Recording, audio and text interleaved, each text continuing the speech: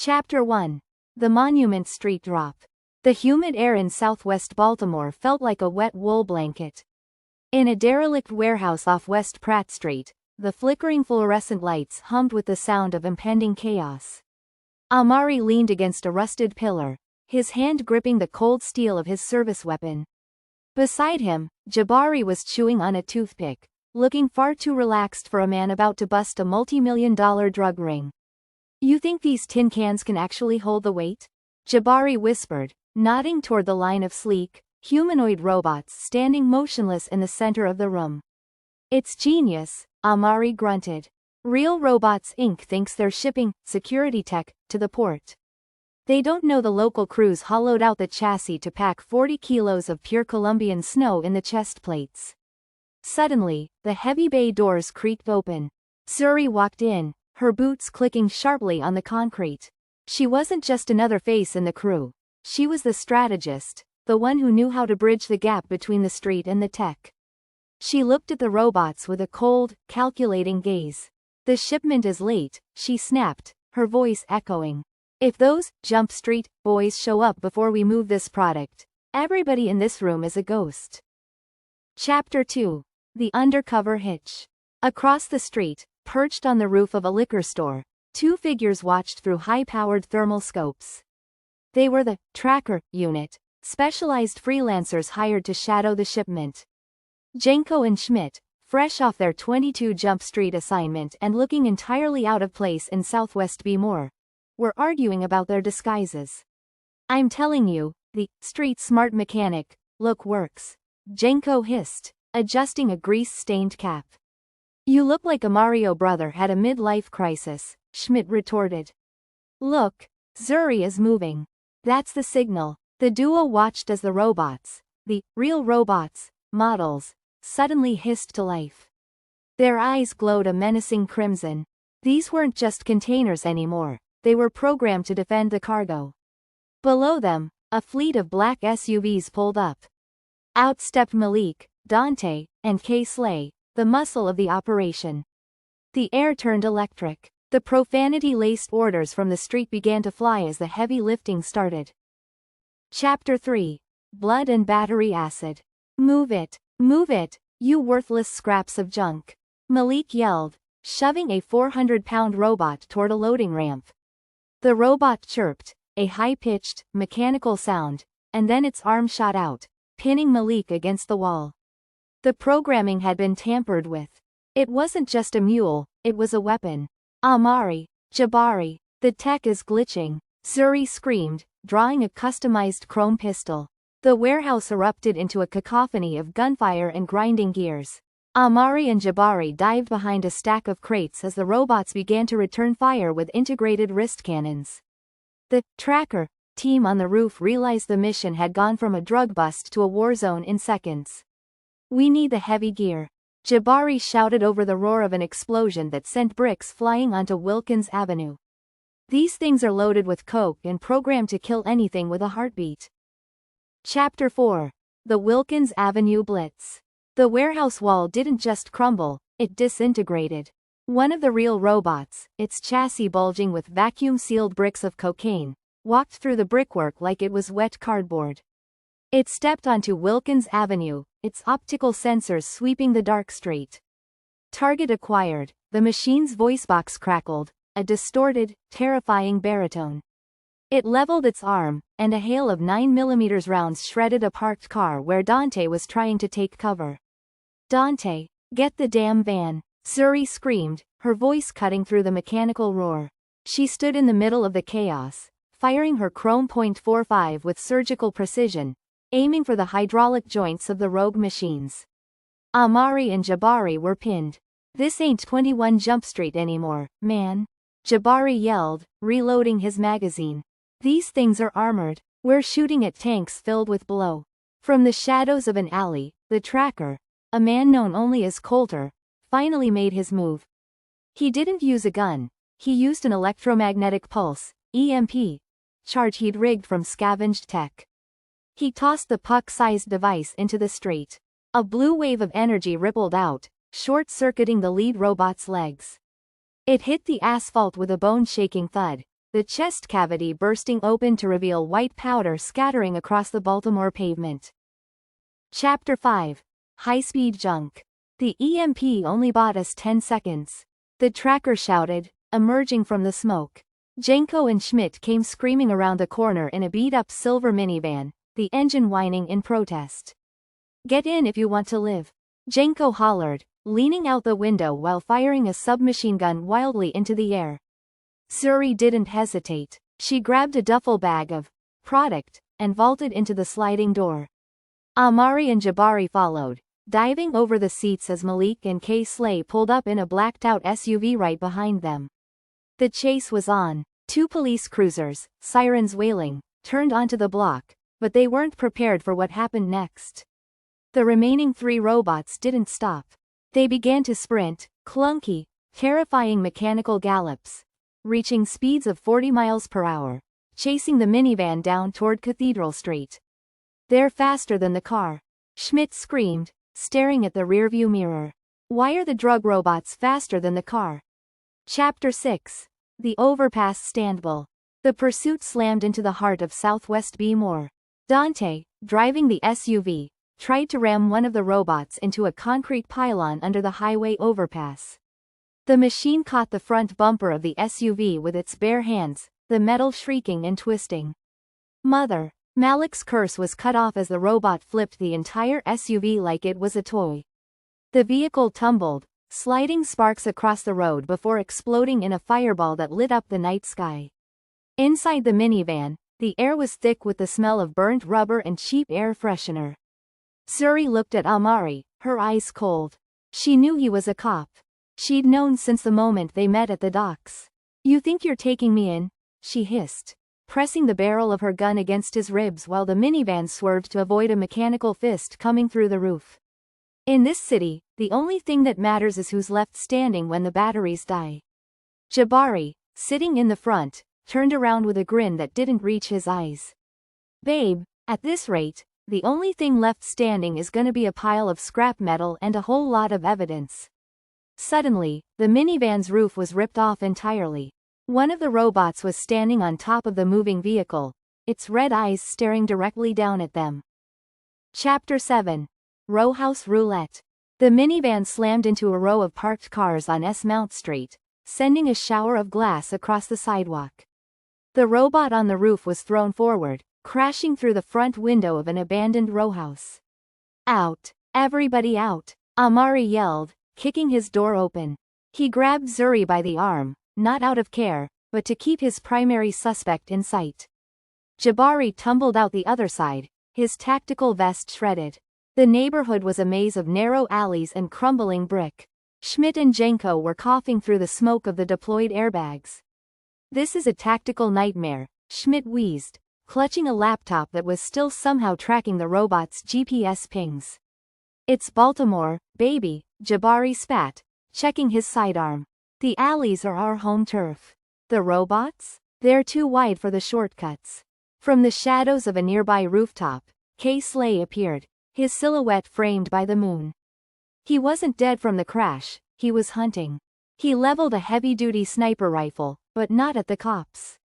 He fired a round into the chest of the downed robot in the rowhouse. The armor pierced, and a cloud of white powder, pure cocaine, puffed into the air like a ghostly explosion. Chapter 8. The Ghost of Big Silas. "They're destroying the evidence," Jenko shouted, but he was wrong. As the white powder filled the room, the robot's internal fans kicked on, sucking the drugs into its cooling vents. Its eyes shifted from crimson to a blinding, strobe light violet. This was the overdrive mode Big Silas had kept secret. The cocaine acted as a high-friction lubricant and chemical catalyst for the experimental turbines inside the machines. "They're snorting their own cargo," the tracker said, pulling his motorcycle up to the curb. He killed the engine and flipped his visor up. Silas didn't just build mules. He built junkies with titanium skeletons. When they hit that high, they don't stop until they run out of juice or everything in a 3-block radius is dead. Suddenly, a voice boomed from the speakers of every street lamp on the block. It was deep, smooth, and chilling. "Gentlemen, Zuri, You've made a mess of my inventory. Big Silas was watching through the robot's eyes. Southwest Baltimore has been a testing ground for years. You think I care about 40 kilos?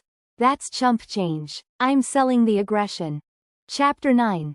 The Kitchen Sink. The robot burst out of the row house, moving with a fluid, terrifying speed that defied physics. It didn't walk, it blurred.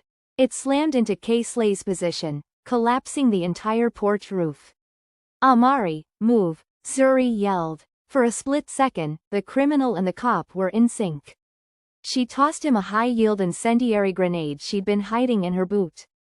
If we don't melt that thing, it's going to level the precinct. Amari caught the grenade, his eyes meeting Jabari's. They ran a jump street special, a coordinated distraction. Jabari stood in the middle of the street, shouting insults at the machine, drawing its violet gaze. Hey, you oversized toaster. Your mother was a vending machine. Jabari roared, firing his Glock into the air. The robot pivoted, its arm transforming into a high-pressure pneumatic ram. As it lunged for Jabari, Amari slid across the asphalt, popping the pin and jamming the grenade into the robot's open chest cavity where the armor had been breached. The explosion wasn't just fire, it was a chemical burn. The robot shrieked, a sound of tearing metal, before collapsing into a molten heap of plastic, steel, and burnt narcotics. One down, Amari panted, looking at the smoke rising over Fulton Avenue. But Silas said, inventory. How many more are there? Chapter 10. The Iron Catacombs. The group stood amidst the smoldering wreckage on Fulton Avenue.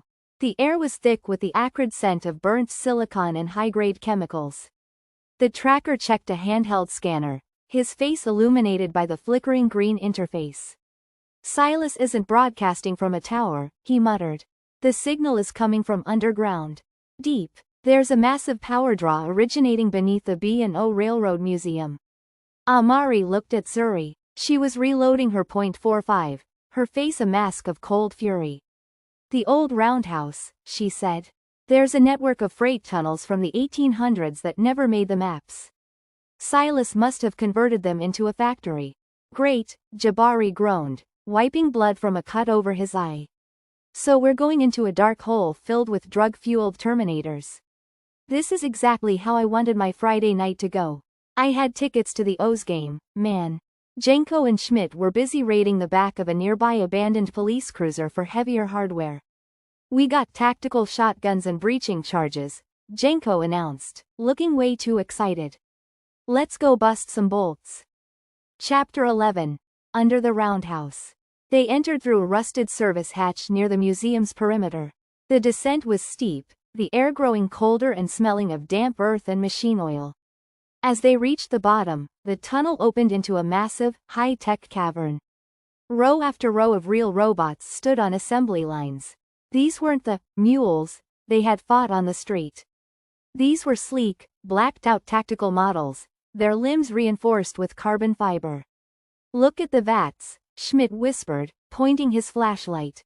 Massive glass containers were filled with a liquid suspension of liquefied cocaine and synthetic stimulants.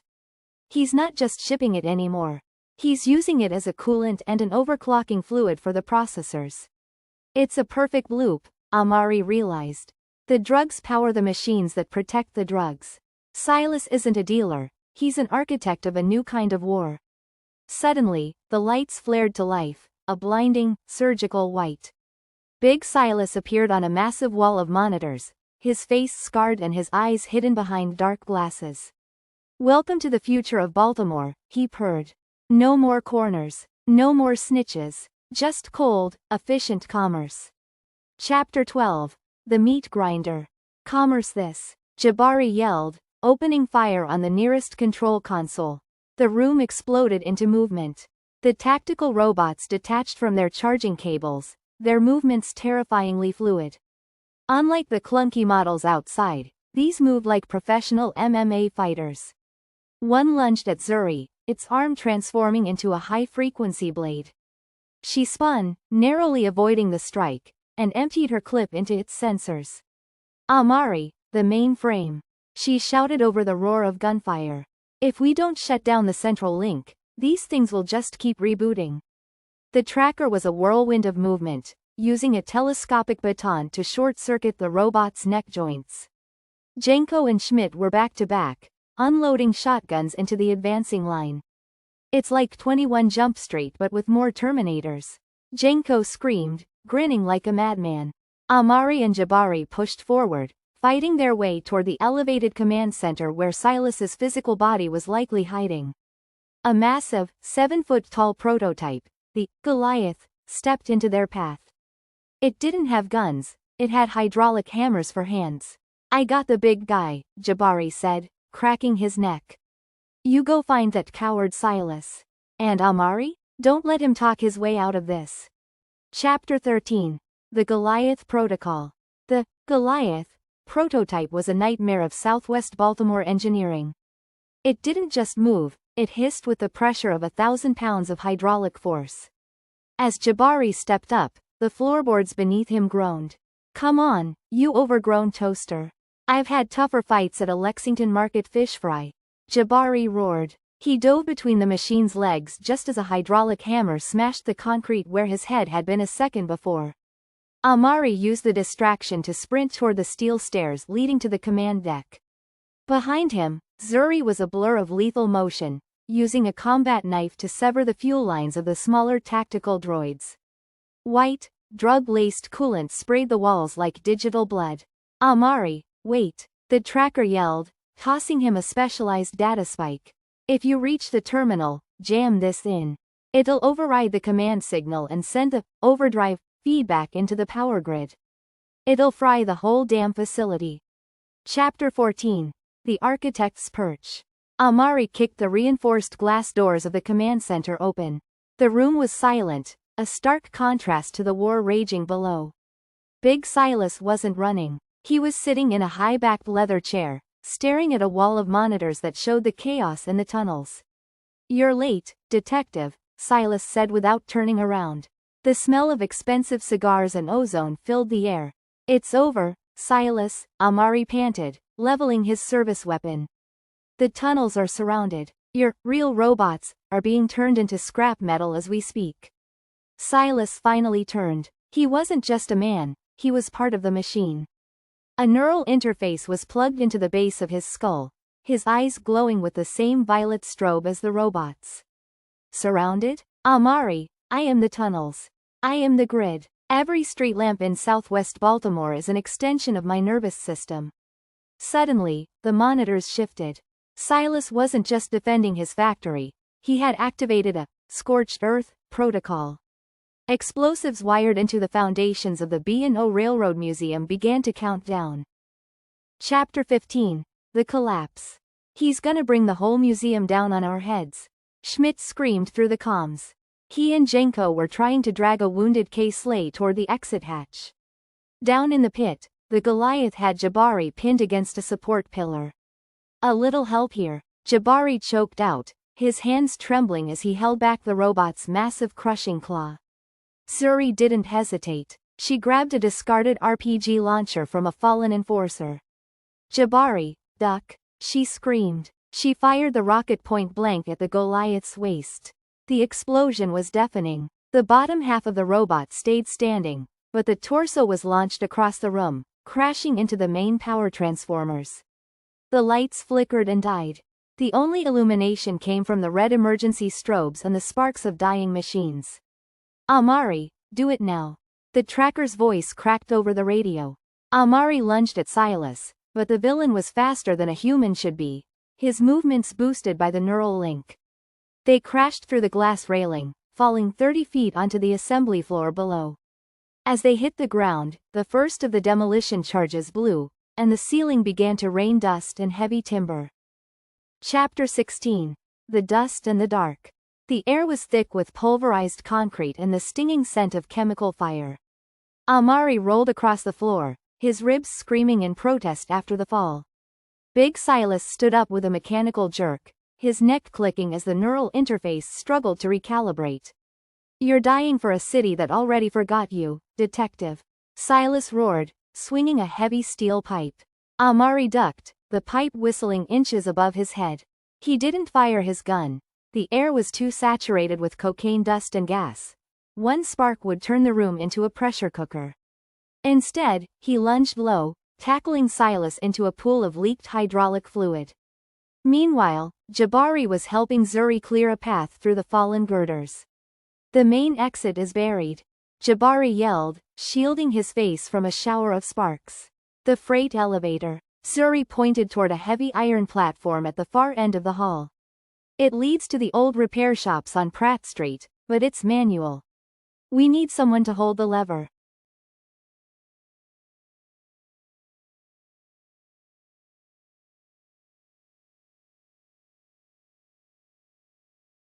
Chapter 17. The Tracker's Gambit. The tracker wasn't looking for an exit. He was huddled over the primary demolition charge, a block of C4 wired into the building's central gas line. Jenko and Schmidt stood guard, their shotguns leveled at the shadows where the last few robots were twitching. I can't defuse the whole chain, Tracker muttered, his fingers blurring over the wires. But if I can reroute the blast, I can blow a hole sideways into the city's sewer main. It's a literal sh*T shoot, but it's the only way out. Do it, Schmidt screamed as a robot's head popped up from the rubble, its eyes glowing a faint, dying purple. I'm not dying in a basement with a guy named Jenko. Hey, I'm delightful, Jenko shouted, blowing the robot's sensor array to pieces with a slug. With a grunt of effort, the tracker jammed his data spike into the detonator. Get to the elevator. 30 seconds. Chapter 18. The Baltimore Handshake. On the assembly floor, Amari had Silas in a chokehold. The villain's mechanical enhancements were failing as the power grid surged. Your toys are broken, Silas, Amari hissed into his ear. I have more in the harbor. Silas gasped, reaching for a hidden blade in his sleeve. Before he could strike, a shadow loomed over them. Zuri appeared, her face streaked with soot and blood. She didn't say a word. She simply leveled a heavy industrial rivet gun she'd scavenged and fired. A 3-inch steel bolt slammed through Silas's shoulder, pinning him to a wooden support beam. That's for the neighborhood, she said coldly. Amari looked at her, then at the pinned kingpin. The floor began to heave as the first secondary charges went off. Grab him, we're taking him with us. Amari shouted. No time. Jabari grabbed Amari's tactical vest and hauled him toward the freight elevator. The tracker just opened the basement. Move. They dived onto the iron platform just as the ceiling gave way. The tracker slapped the manual override, and the elevator surged upward into a cloud of white smoke and falling debris, leaving the screams of Big Silas behind in the dark. Chapter 19. The Surface of Hell. The freight elevator screeched to a halt as it punched through the floorboards of an old warehouse on West Pratt Street. As the dust settled, Amari and Jabari stumbled out into the night air, coughing up a mixture of plaster and powdered narcotics. But there was no silence waiting for them. Southwest Baltimore was screaming. The overdrive signal Silas had sent through the city's grid hadn't just affected the factory, it had activated every real robot security unit currently stationed at the nearby port of Baltimore and local scrapyards. From Carroll Park to Pigtown, the red and violet strobes of rogue machines lit up the skyline. Look at the street, Zuri whispered, her hand tightening on the rivet gun. A fleet of police cruisers was turned over near the intersection of Martin Luther King Jr. Boulevard. In the distance, the sirens were being drowned out by the sound of rhythmic, metallic pounding. The mules were no longer just transporting weight, they were purging the streets. Chapter 20. Jump Street goes south. This is way above our pay grade, Schmidt yelled, trying to get a signal on his comms. The precinct isn't answering. The whole west side is dark. Jenko was busy hot wiring a discarded delivery truck. Forget the precinct, man. If those things reach the harbor, they're going to board the cargo ships. Silas said he had more in the water. If those drones get into the global shipping lanes, it's game over. The tracker stood on the roof of the truck, scanning the horizon with thermal goggles. We have a problem. There's a commander unit, a heavy-duty variant, standing on the Washington Boulevard Bridge. It's acting as a relay tower for the whole swarm. If we take that out, the rest of them go into standby. I know that bridge, Jabari said, checking his last remaining magazine. It's a bottleneck. If we hit it hard, we can trap the swarm in the industrial park. We need a distraction, Amari said, looking at Zuri. Something loud. Something Baltimore. Chapter 21. The Pigtown Charge. Zuri smiled, a predatory, dangerous grin. I know some people. In this neighborhood, the cops aren't the only ones with a problem with robots taking over their corners. She whistled loud and shrill. From the dark alleys of Pigtown, the sound of dirt bikes and ATVs began to roar. The local 12 o'clock boys, the legendary dirt bike crews, emerged from the shadows. They weren't armed with high-tech gear, but they had Molotov cocktails, chains, and a total lack of fear. You lead the way to the bridge, Zuri told Amari. We'll bring the noise. The scene was pure insanity. A fleet of dirt bikes swarmed around the mechanical giants, the riders popping wheelies and tossing flaming bottles into the robots' intake vents. The machines, programmed for logical combat, couldn't calculate the erratic movements of the bikers. Go now, Jabari yelled, slamming the truck into gear. The truck roared toward the bridge, Jenko and Schmidt firing out the windows while Amari and the tracker prepped the last of the EMP charges. Above them, the commander robot loomed, a 12-foot titan of black steel, its violet eyes pulsing like a dying star. Chapter 22. The Bridge of Broken Steel. The Washington Boulevard Bridge groaned under the weight of the commander unit. This wasn't a worker, it was a four-legged, arachnid-like tank of polished obsidian. Every time its violet eyes pulsed, the smaller robots in the street below twitched in synchronized aggression. It's a walking Wi-Fi router from hell, Jabari screamed as the truck fishtail-ed onto the bridge. Jenko was hanging out the passenger window, screaming at the top of his lungs while unloading a drum mag shotgun. Eat lead, you glorified Roomba. The slugs sparked off the commander's leg armor, doing nothing but making it angry. The machine pivoted, its heavy rail gun arm tracking the truck. Amari grabbed the wheel, wrenching it to the left just as a supersonic slug turned the truck's rearview mirror into dust. Tracker. The EMP. Now. The tracker stood on the roof, bracing himself against the wind. He primed the final, Jump Street, experimental core, a device Jenko had stolen from a secret lab back in Cali. If this doesn't work, Tracker yelled, we're all going to be vibrating at a cellular level for a week. He hurled the core. It stuck to the commander's underbelly with a magnetic clack. Chapter 23. Port of No Return. The EMP detonated with a silent, blue ripple. The commander unit froze, its violet eyes flickering to a dull gray. Below them, 100 smaller robots in the industrial park slumped over like puppets with their strings cut. We did it? Schmidt asked, peeking over the dashboard. Look at the harbor, Zuri said, her voice grim. Down at the port of Baltimore, the sky was turning a sickly orange. Big Silas hadn't died in the collapse, or if he had, his ghost was in the machine. The massive cargo cranes at the water's edge were moving on their own, controlled by the neural link. They were loading the final, massive, real robot prototypes, the size of shipping containers, onto a departing vessel. He's exporting the virus, Amari growled. If that ship clears the bay, he can activate those things in every major city on the East Coast. We have to sink it before it hits open water. Chapter 24. The Final Hustle. The team reached the pier in a stolen police interceptor, the tires screaming as they drifted past burning shipping crates. Dante and Malik, somehow having survived the earlier explosion with faces full of scars and hearts full of vengeance, were already there, pinned down by Silas's last remaining human mercenaries. Amari, over here, Malik shouted, throwing a bag of high-grade explosives toward the car. The hull is reinforced. You need to hit the engine room through the ballast vents. Zuri looked at Amari. The undercover cop and the street queen shared a final, silent nod. I'll handle the mercenaries, she said, checking her rivet gun. You and Jabari get on that ship. Finish this. Hey, Jabari said to Jenko and Schmidt as they prepped their gear. If we die, I'm haunting your asses for making me wear this tactical vest. It makes my traps look small. Shut up and run, Schmidt yelled. They charged the gangplank under a hail of gunfire. Amari dived over the railing, rolling onto the steel deck of the SS Baltimore Star. The air smelled of salt, diesel, and the overpowering scent of the liquid cocaine coolant. Chapter 25.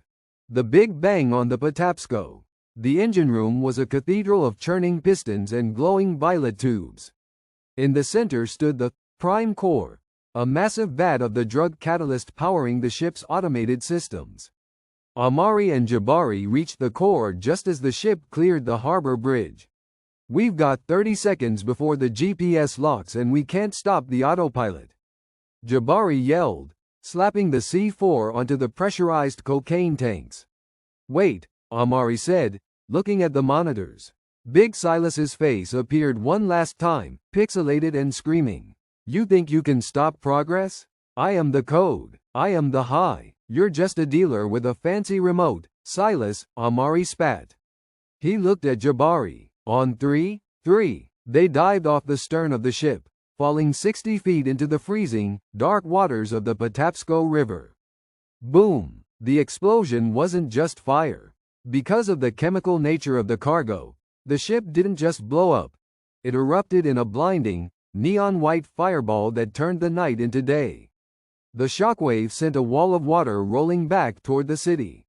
The liquid cocaine vaporized, creating a massive, shimmering cloud of white mist that settled over the harbor like a surreal snowstorm. Millions of dollars of product, years of Silas's research, and the entire, real robot, army vanished in a singular, thunderous roar that shattered windows from Southwest B-More all the way to Canton. Amari surfaced, gasping for air, and saw Jabari floating nearby on a piece of charred driftwood. Yo, Jabari panted, looking at the massive mushroom cloud of white smoke. Is it just me, or is this the most expensive fireworks show in history? Amari laughed, a raw, tired sound. On the shore, he could see the flickering lights of the dirt bikes and Zuri standing by the water's edge, watching the embers fall. The job was done. Southwest was still standing.